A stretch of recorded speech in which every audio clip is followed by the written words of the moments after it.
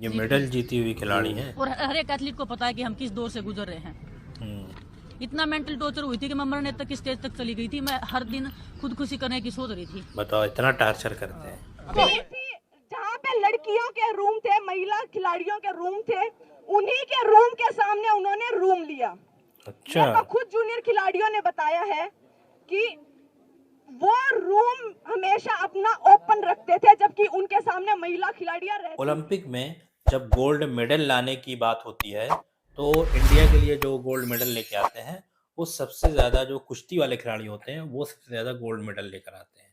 लेकिन वो बाहर तो जाते हैं, अपनी चमक धमक दिखाते हैं, तिरंगा लहराते हैं, लेकिन उनके साथ हमारे देश में क्या क्या हो रहा है वो अब जाके बाहर आया है।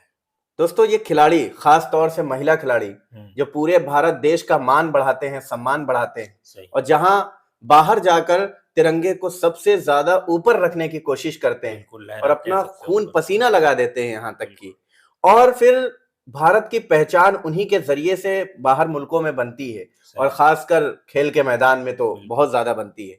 उनके साथ जब हमारे भारत के अंदर ही दुर्व्यवहार होने लगे, गलत काम होने लगे, तो आप अंदाजा लगा लीजिए कि हमारा देश किस राह पर जा रहा है, किस रास्ते पर जा रहा है। तो हमारे देश की जो महिला खिलाड़ी हैं, वो जो कुश्ती संघ के अध्यक्ष हैं, उनके ऊपर उन्होंने शोषण करने के आरोप लगाए हैं। तो आइए देखिए वो किस तरीके से अपने दर्द को बयान कर रहे हैं। आइए देखते हैं। दौर से गुजरी थी उस टाइम पे। फेडरेशन ने मेरे को कितना मेंटल टॉर्चर किया था, मैं किसको बताऊं। जब मैंने वो आर्टिकल लिखा था, काफी लोगों ने बोला कि ये एक कवर अप करने के लिए, कवर अप नहीं था, वो एक रियल स्टोरी थी। ये मेडल जीती हुई खिलाड़ी हैं और हर एक एथलीट को पता है कि हम किस दौर से गुजर रहे हैं। इतना मेंटल टॉर्चर हुई थी कि मैं मरने तक की स्टेज तक चली गई थी। मैं हर दिन खुदकुशी करने की सोच रही थी। बताओ, इतना टार्चर करते हैं। क्या मैं अगर मेरे को कुछ हो जाता, मेरी फैमिली क्या करती, मतलब मेरे बाद कौन जिम्मेदारी लेता है इस चीज की। और मैं आज भी बोल रही हूँ, अगर किसी भी खिलाड़ी को कुछ भी होगा रेसलिंग में, तो प्रेसिडेंट, देश जो हमारे रेसलिंग प्रेसिडेंट है वो जिम्मेदार रहेंगे, हमारी फेडरेशन जिम्मेदार उस चीज की। हम इतना मेंटल टॉर्चर है, पहले ही बता दिया इन्होंने। खुद तो राजनीति से वो बन गए मेरे को हैं बोलते हैं कि मेंटली वीक है। मैं मेंटली वीक नहीं हूँ। मैं 10 सालों से मैं सीनियर में खेल रही हूँ।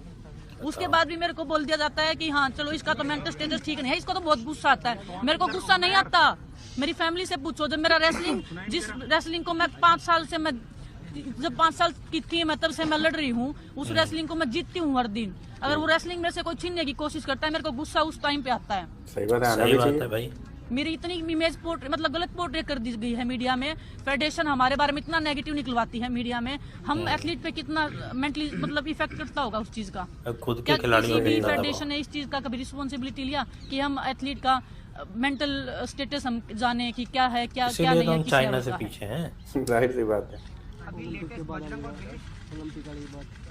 आए हैं 2-3 साल हुए हैं, हमारे साथ इतना कुछ हुआ है सीनियर में आने के बाद। तो जो सीनियर के हमारे जो पहलवान हैं, जिन्होंने आवाज उठाई है, उनके साथ पिछले 8-10 साल में कितना कुछ हुआ होगा, आप वो सोच सकते हैं। 10 सालों से हो रहा है। मतलब उन्होंने कितना कुछ सहा होगा। हर एक चीज का एक अंत आता है। आप कितना भी पाप करेगा, आपका पाप का घड़ा भरेगा। तो आज वो पाप का घड़ा उनका भर चुका है, और इतने बड़े नेता क्या, और उस चीज का अंत आ चुका है। तो और भी जितने भी पहलवान हैं जो नहीं पहुंच पाए हैं यहाँ पे, वो भी सपोर्ट करें। और हमें मतलब फेडरेशन ये है, जो भी व्यक्ति हैं फेडरेशन में, हमें उनमें से एक भी व्यक्ति नहीं चाहिए। हमें पूरी फेडरेशन का खंडन चाहिए, क्योंकि सब लोग फेडरेशन में भ्रष्ट बैठे हुए हैं। तो ठीक है, सब लोग, आप देखें, हम 2018 में हम टाटा आया था और हम ग्रेड सी में या डी में थे। हमारे 3-4 लाख रुपए साल के थे। 2018 में हमारे पास कुछ भी नहीं था। मतलब आप ये देखोगे, आप हरियाणा सरकार से पता करो, उस टाइम पे कैशवाड़ का भी कुछ चल रहा था। हम मेडल दे रहे थे देश को, लेकिन उस टाइम पे कैशवाड़ हरियाणा सरकार की किसी वजह से उस टाइम पे रोका गया था कुछ टाइम के लिए। उस टाइम पे टाटा था, टाटा के पैसे हमारे पास आ नहीं रहे थे। एक किस्त आई थी 25,000 रुपए की। उस टाइम पे हमारे पास कुछ नहीं था। ये तो हम सब कहाँ देश के लिए जाएं? मेडल नौकरी लेकर नहीं आते है। हैं। इंटरनेशनल लेवल आज के भी खिलाड़ी हैं। कोई भी प्राइवेट कंपनी हमें सपोर्ट करने की कोशिश करती है। आज हम सीनियर हैं, हमसे भी सीनियर हैं, उनको भी सपोर्ट करने की कोशिश की है, लेकिन क्या बोला जा रहा है, अगर जिस कंपनी से हम जिस कंपनी को हम बोलेंगे आप उसी का कॉन्ट्रैक्ट साइन करेंगे, आप किसी अन्य कंपनी से सहायता नहीं ले सकते। अगर आप ऐसा करते हैं तो आप पे बैन लगा दिया जाएगा। तो मतलब जिनसे वो जो हमें सपोर्ट कर रही है वो हमें लेने नहीं दे रहे हैं, जो उनको दे रही है कि बच्चों को सपोर्ट करो वो हमारे पास आ नहीं रहा है। तो कहाँ जाए खिलाड़ी? सिर्फ दिखाया जाता है भाई। मतलब एक प्रकार से तानाशाह बना दिया गया है भाई। रूल रूल है। बबीता खुद एक बहुत अच्छी रेसलर रही है और वो 1 घंटे खुद बाद उसने आधे स्ट्रगल घंटे किया बाद है, लागू कर दिया कितनी जाता ऊपर है। तक गई है, ओलंपियन हुई है। उसे पता है हमारा स्ट्रगल कितना बड़ा है और वो पूरा हमारे साथ है। वो हमारी सारी बात सरकार को रखेगी और हमें पूरा भरोसा है कि हमारी बात मान ली जाएगी। अभी मैं एक बात और कहना 72 चाहूंगी। घंटे में वेट भी नहीं करना चाहती। मैं सोचती हूँ कि जल्द से जल्द फैसला हो। जूनियर वर्ल्ड चैंपियनशिप थी अभी बुल्गारिया में, वहां पे प्रेसिडेंट सर उसी होटल में रहे जहां पे टीम थी, उसी जहां पे लड़कियों के रूम थे, महिला खिलाड़ियों के रूम थे, उन्हीं के रूम के सामने उन्होंने रूम लिया। अच्छा, तो खुद जूनियर खिलाड़ियों ने बताया है कि वो रूम हमेशा अपना ओपन रखते थे, जबकि उनके सामने महिला खिलाड़ियां रहती थी।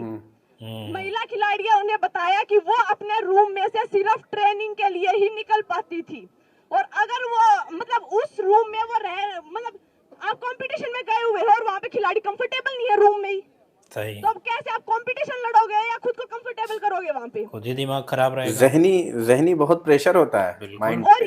ये रूल है कि कोई भी किसी भी फेडरेशन का प्रेसिडेंट जिस होटल में खिलाड़ी रह रहे हैं उस होटल में नहीं रुक सकता। अच्छा, तो मतलब लड़कियां ये बोल रही हैं कि हम कुश्ती लड़ने के बाद या ऑफ टाइम हो रहा है, हम होटल में आ रहे हैं, तो हम उस फ्लोर पे भी नहीं जा रहे हैं जहाँ पे प्रेसिडेंट सर का रूम था और जिस रूम के सामने लड़कियों के रूम थे। करने को दिया गया है लड़कियां नीचे बैठी है, मतलब जूनियर खिलाड़ी, जूनियर लड़कियां हैं, वो अभी कंफर्टेबल नहीं है। तो मतलब आप सोच सकते हो ये कितनी बड़ी बात है। सही बात है।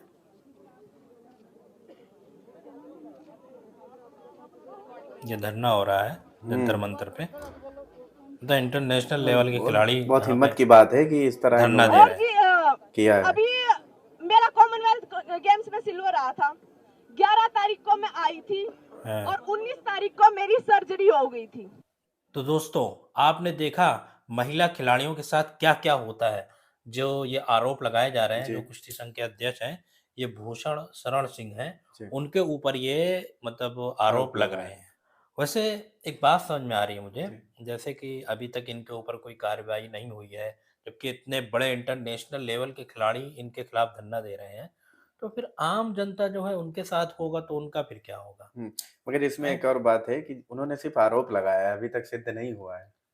सिद्ध नहीं हुआ है, लेकिन कार्रवाई तो शुरू हो जानी चाहिए ना भाई, इतने ऊंचे लेवल के। अच्छा ये बताइए, पूरी दुनिया में कहीं ऐसा कोई देश है इतने ऊंचे लेवल के लोग धरने पे बैठे हो कि फलाना अध्यक्ष जो हमारा ऐसा है। बाकी एक चीज और है, इन लोगों ने बड़ी हिम्मत का काम किया है। अभी तक कोई इनके बहुत ज्यादा सपोर्ट में भी तो नहीं आ रहे हैं। पूरे संघ के खिलाफ ही झंडा उठा दिया और क्या, अरे बहुत बड़ी बात है। 8-10 साल से इनके ऊपर ये सब चीजें हो रही हैं, अत्याचार। मतलब ये चीज सोचिए आप कि अभी जब ये लोग गोल्ड मेडल लेकर आए थे ओलंपिक में, तो उस वक्त भी इनके साथ ये सब चीजें हो रही चल रही थी, तब भी ये गोल्ड लेकर आए।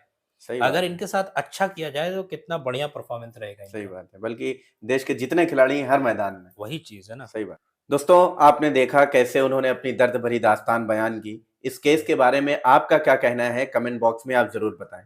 बाकी दोस्तों, इसी तरह की वीडियोस पाने के लिए हमारे चैनल मुल्लाज रिएक्शन को जरूर सब्सक्राइब करें और वीडियो को लाइक करें, शेयर करें।